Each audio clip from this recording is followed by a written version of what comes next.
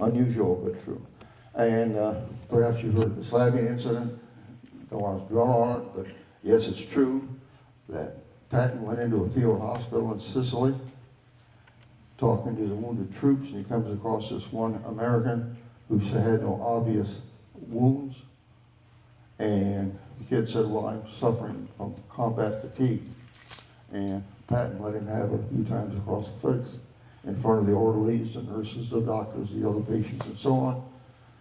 And when I got off to Eisenhower made him get up in front of the whole division and apologize, which he did. Let's see.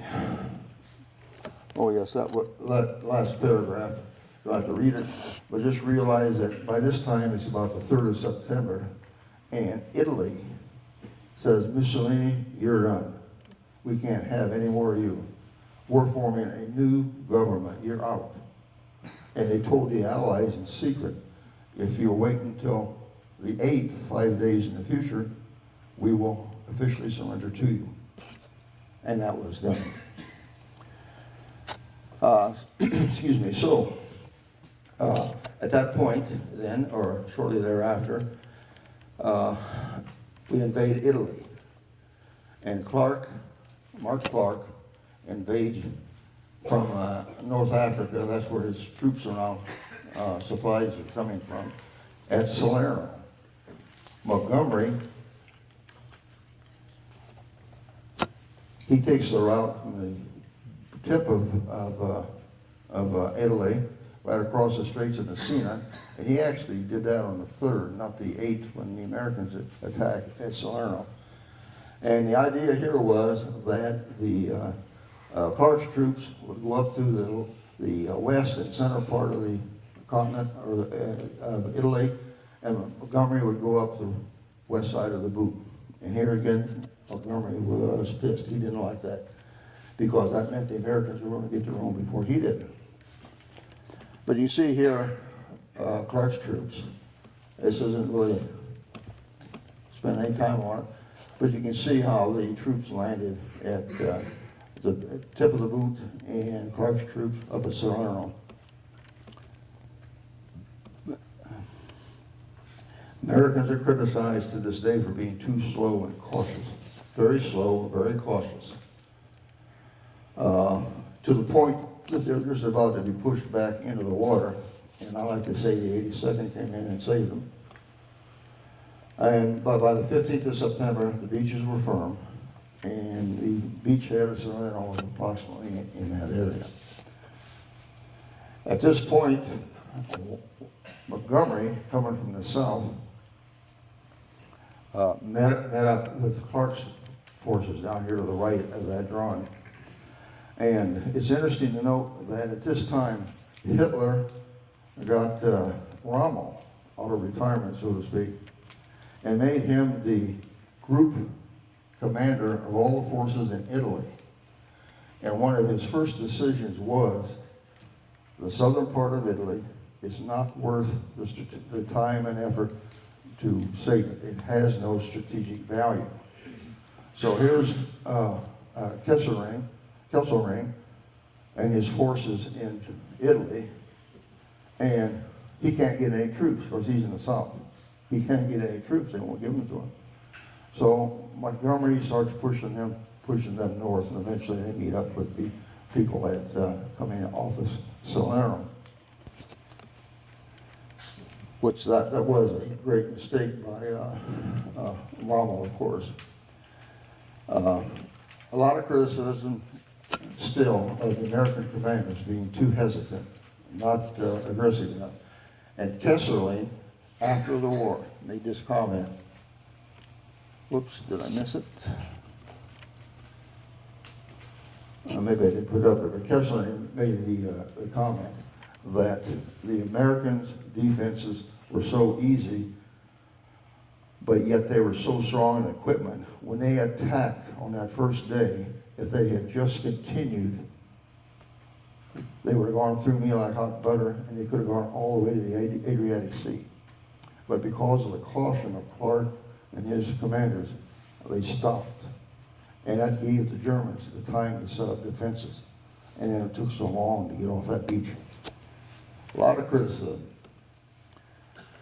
So we're back into these slugfests.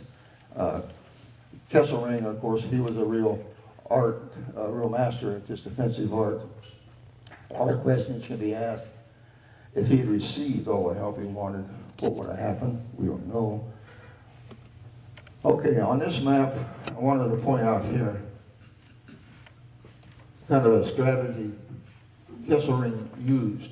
See these lines across here and here? These were his original lines. This is called the Bernhardt line, the Barber line, the Volturno line. These were just defense lines. All Kesselring did was go to a line, dig in. When the Allies got too strong, move it back. And maybe 2, 3, 4 months later, we got to move it back again. And that's how he went through Italy defending it. And that's how the Allies took Italy, by going from one of those defensive positions to the next. But in terms of time, you see that's when we took Naples. After Naples, Anzio. And Anzio was another one of those problems where the commander was Lucas. And some people actually call him a coward because he was afraid to send his forces into Italy to meet with the defensive Germans. A lot of hesitation again. The Germans set up you see it there, that Gothic line, that was one of their strongest lines. They were there for months before anybody could get through it. And the Gothic line was the short part to the south, the long line going up north. They called that the winter line. But it was really one defensive line. Casino. We all know about Casino. The Germans were really strong in the area of Casino. And by the way, right next to it was a mountain called Mount Mojo. And it was finally taken by Japanese American, a battalion of Japanese Americans who reached the summit with their supplies carried by 600 mules. It was a mule train. That's how these people got up in that rough terrain. But anyway, close to them was Messina. And on top of the mount was the abbey, or the monastery. And the Germans claimed that they had told the Benedictine monks that we will stay out of it. We don't want it to get hurt. And as it turns out, they really did. But the New Zealand commander, whose name was Freiberg, he was given the assignment to attack it. After about the 6th time it had been attacked, he couldn't get up. And he didn't want to go back up. He said, I refuse to go unless you bomb that monastery. The Germans have got to be using it for outlook and directing fire. Well, Clark, his commander, didn't want to do that, but Clark goes to Alexander, who is his commander, and he relates his story to Alexander, and Clark finally says, look, if you, as the Supreme Commander, order me to bomb it, I'll bomb it. He did, and Clark did. The next day, believe it or not, 147 B-17s, 48 B-25s, 32 B-26s, and a whole series of strafing fighters and a huge artillery barrage all descended on that monastery and totally destroyed it. There were Benedictine monks with their servants and the servants' families living in it. They hadn't evacuated. They made it to the catacombs underneath. Very few of them were damaged, but it totally destroyed that monastery.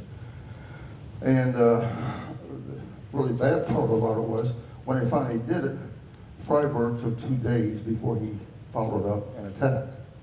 And when he did, by that time, the Germans said, well, if you're going to be that way, we are going to occupy it. Now they had this knockdown fort with all this rubble they could hide behind and shoot from. So again, they couldn't make it. So the attack would fail again.